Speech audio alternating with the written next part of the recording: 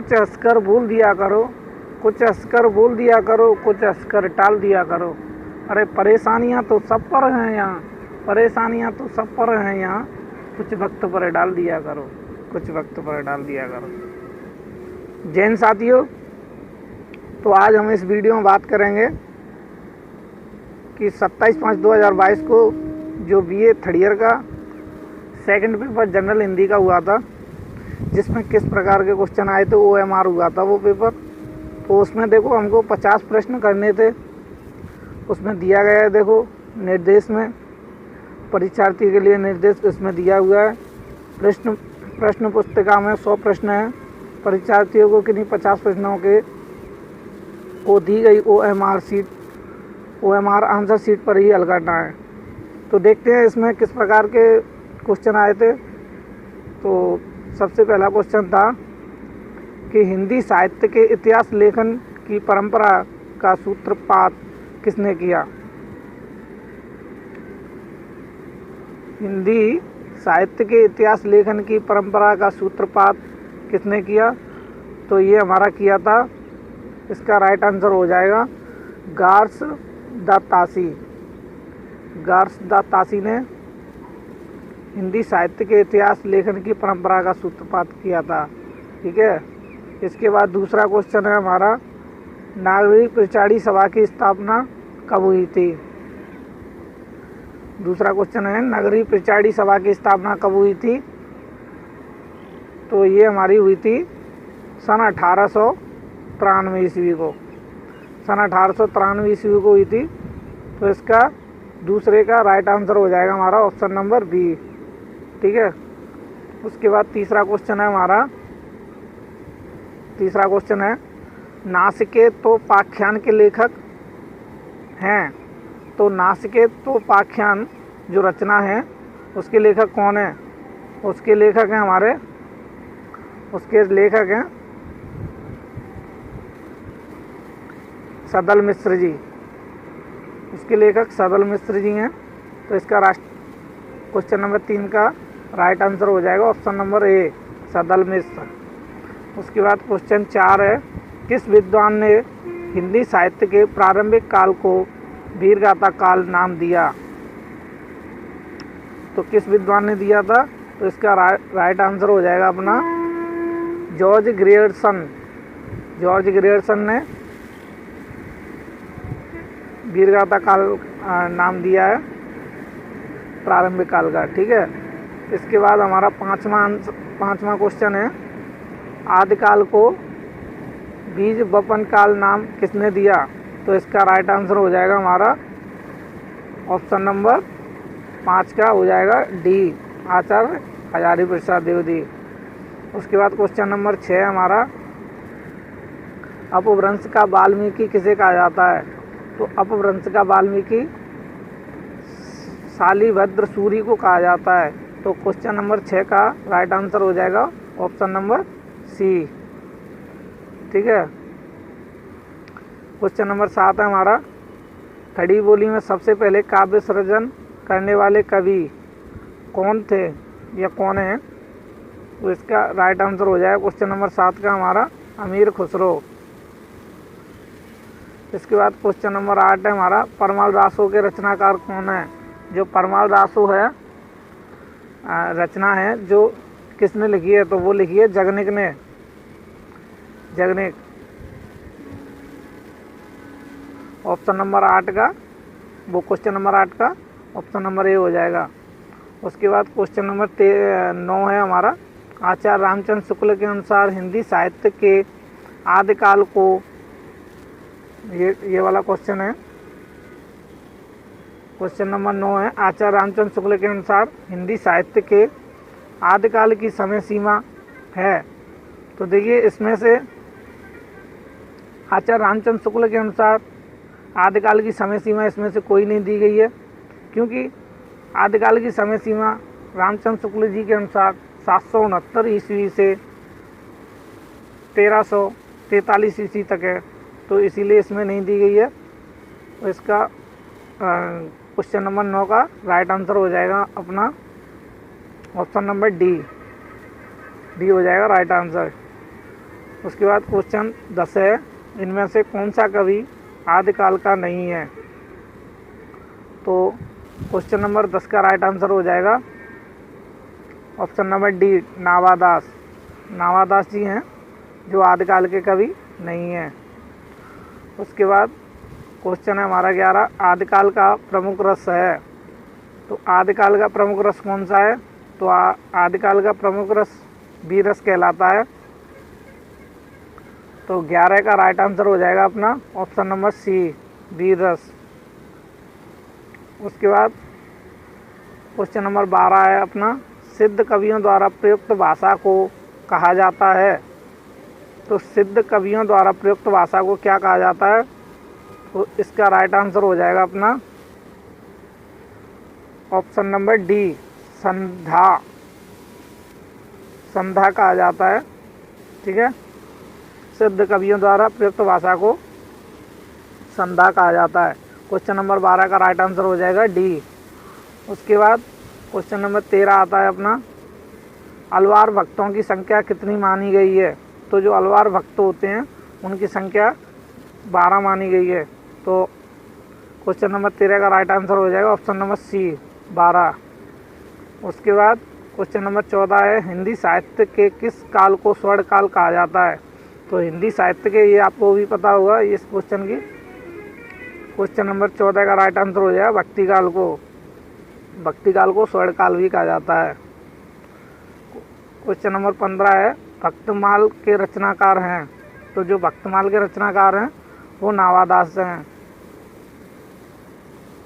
Question number 15 का right answer है B. 16 है, क्वेश्चन नंबर 16, कबीर किस काव्य धारा का प्रतिनिधित्व करते हैं। तो कबीर जी किस काव्य धारा का प्रतिनिधित्व करते हैं। तो इसका राइट आंसर हो जाएगा ऑप्शन नंबर ए, संत काव्य धारा का।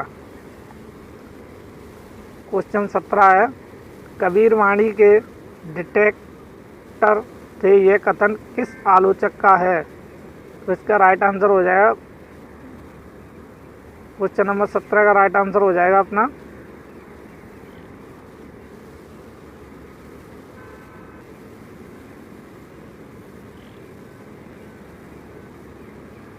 क्वेश्चन नंबर 17 का राइट आंसर हो जाएगा अपना ऑप्शन नंबर सी, हजारी प्रसाद द्विवेदी।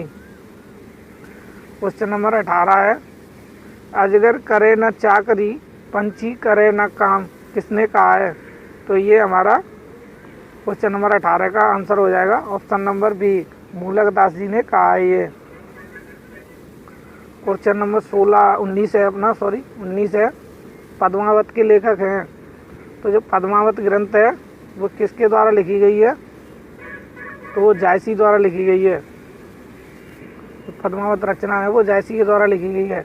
जायसी का पूरा नाम है मलिक मोहम्मद जायसी। तो 19 का हमारा राइट आंसर हो जाएगा ऑप्शन नंबर सी, जायसी द्वारा। क्वेश्चन नंबर 20 है अपना, मैथिली शरण गुप्त का जन्म कहाँ हुआ था।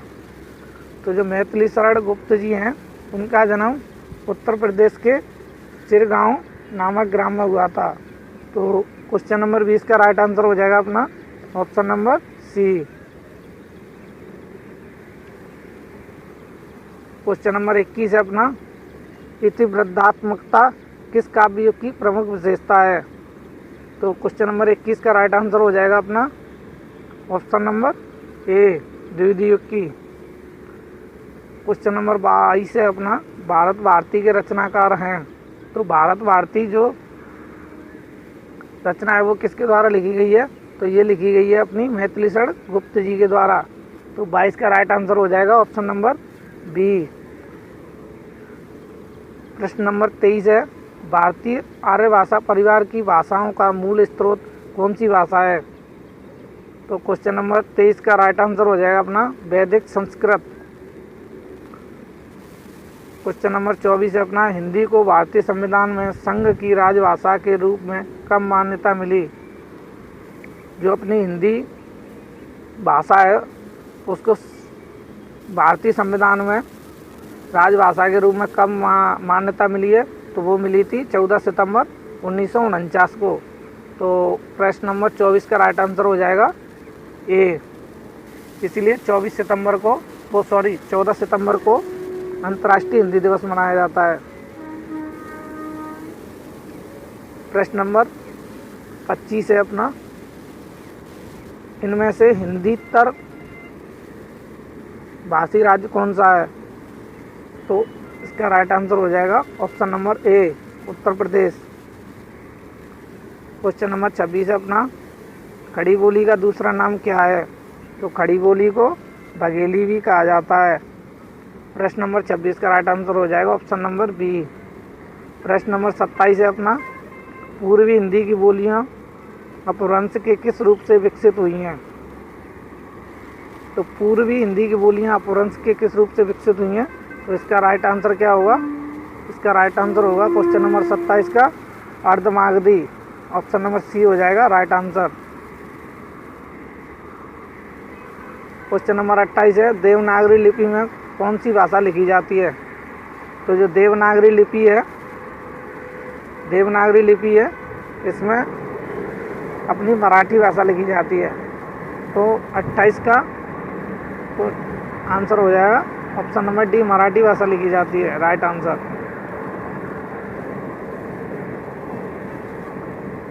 क्वेश्चन नंबर 29 आता है, उर्वशी किस कवि की रचना है? तो जो उर्वशी रचना है, उर्वशी किस कवि की रचना है? तो जो उर्वशी रचना है वो रामधारी सिंह दिनकर जी की है। तो 29 का राइट आंसर हो जाएगा option number B. Question number 30 है अपना, शब्द शक्तियाँ कितने प्रकार की होती हैं? तो जो शब्द शक्तियाँ होती हैं वो 3 प्रकार की होती हैं। क्वेश्चन नंबर 30 का राइट आंसर हो जाएगा option number A. Question number 31 है, को घटी ये वृष भानुजा के हलधर के वीर में कौन सी शब्द शक्ति है? तो देखिए इसमें पूछ रहा है कौन सी शब्द शक्ति है। तो अभिधा, लक्षणा, व्यंजना, कोई नहीं। देखिए ये इसमें अलंकार है, और वो भी कौन सा अलंकार है? श्लेष अलंकार है, जो कि इसमें दिया नहीं है। तो इसीलिए इसका राइट आंसर हो जाएगा 31 का ऑप्शन नंबर डी, कोई नहीं, क्योंकि इसमें श्लेष अलंकार है और अलंकार इसमें दिया नहीं है। क्वेश्चन नंबर 32 है अपना, संचारी भावों की संख्या कितनी होती है? तो जो संचारी भाव होते हैं उनकी कितनी संख्या होती है ये आपको ही पता होगा। इसका राइट आंसर हो जाएगा ऑप्शन नंबर सी, 33। इसके बाद क्वेश्चन 33 आता है, वीर रस का स्थायी भाव क्या है? तो वीर रस का स्थायी भाव क्या है? उत्साह। क्वेश्चन नंबर 34 अपना, मात्रिक अर्धसम जाति का छंद है। तो देखिए इसको अर्धसम मात्रिक छंद कहते हैं। तो अर्धसम मात्रिक छंद में 2 आते हैं अपने, दोहा और छोटा। अब इसमें छोटा दिया नहीं है इसीलिए दोहा है। तो इसमें 4 चरण होते हैं, इसके पहले और दूसरे चरण में 13-13 मात्रा तथा पहले तथा तीसरे चरण में 13-13 मात्रा तथा दूसरे और चौथे चरण में 11-11 मात्रा होती हैं। ये अर्धसम मात्रिक छंद कहलाते हैं। ठीक है, इसका राइट आंसर हो जाएगा दोहा।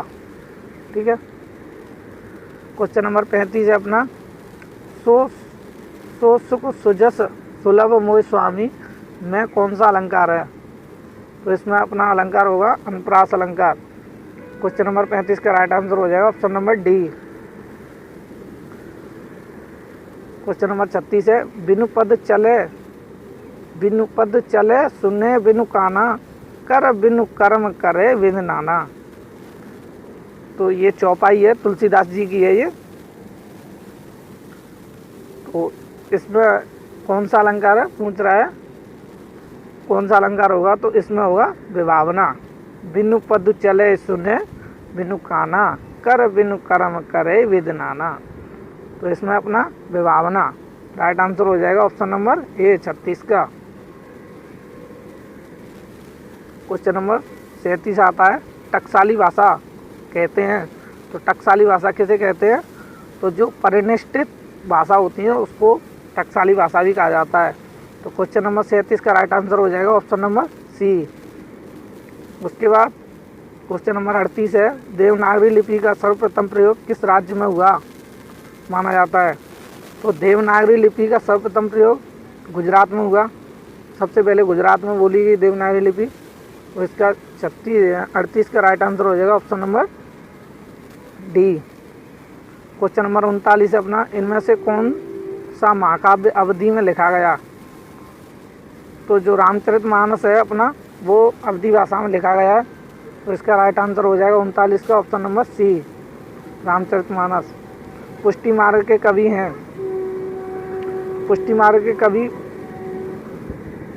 यहाँ पे सूरदास जी का नाम आएगा। तो इसका राइट आंसर हो जाएगा option number A. Question number 41 है, रामचरितमानस में कुल कितने कांड हैं? तो जो रामचरितमानस है उसमें 7 कांड हैं। 41 का राइट आंसर हो जाएगा ऑप्शन नंबर बी हो जाएगा 41 का राइट आंसर। ठीक है, 7 कांड है रामचरितमानस में। क्वेश्चन नंबर 42 है अपना, शिवराज भूषण के रचनाकार कौन है? जो शिवराज भूषण लिखी गई है वो किसके द्वारा लिखी गई है? तो वो लिखी गई है भूषण जी के द्वारा। तो 42 का राइट आंसर हो जाएगा option number C. Question number 43 है, घनानंद किस काल के कवि हैं? तो घनानंद जी हैं जो किस काल के कवि कहे जाते हैं। तो 43 का राइट आंसर हो जाएगा ऑप्शन नंबर ए, रीतिकाल के। ठीक है, रीतिकाल के कवि कहे जाते हैं घनानंद जी।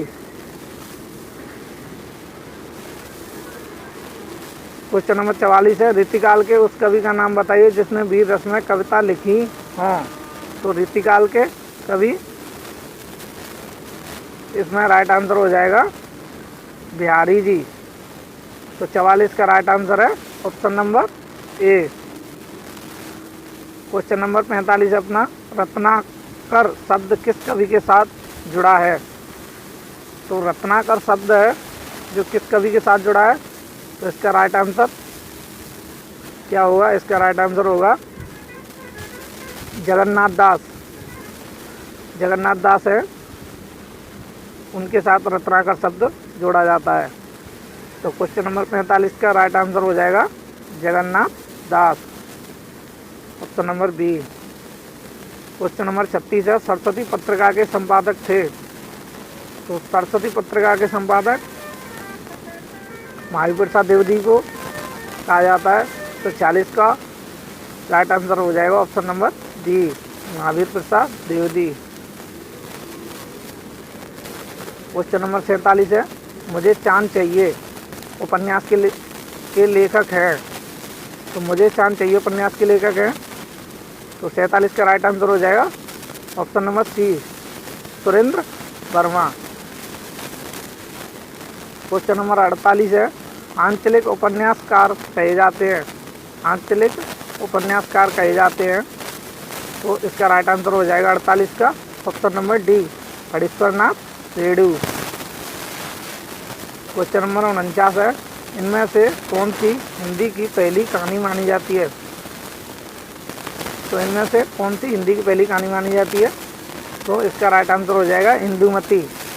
इंदुमती कहानी है जो हिंदी की सबसे पहली कहानी मानी जाती है और ये किशोरी लाल गोस्वामी द्वारा लिखी गई थी।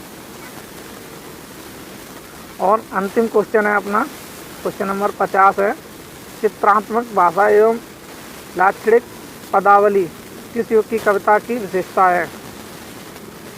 तो इसका राइट आंसर हो जाएगा ऑप्शन नंबर बी, छायावाद। 50 का राइट आंसर है ऑप्शन नंबर बी, छायावाद।